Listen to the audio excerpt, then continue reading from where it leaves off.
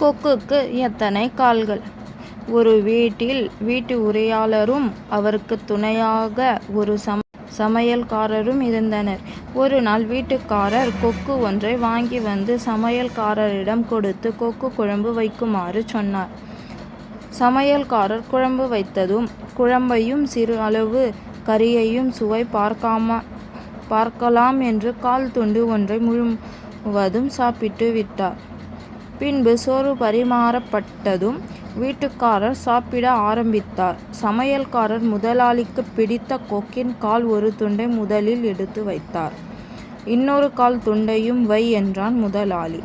கொக்கிற்கு ஒரு கால் தானுங்க முதலாளி என்றான் சமையல்காரர். கொக்கிற்கு 2 கால்கள் இருக்குமே என்றான் முதலாளி.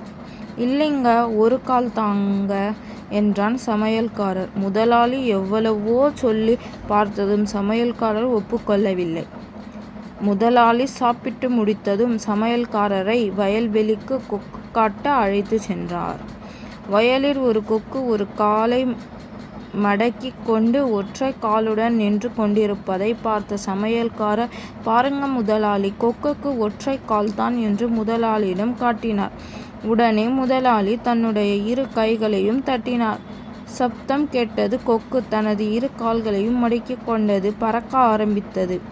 பார், கொக்கிற்கு 2 கால்கள் என்று சமையல்காரரிடம் காட்டினார் முதலாளி.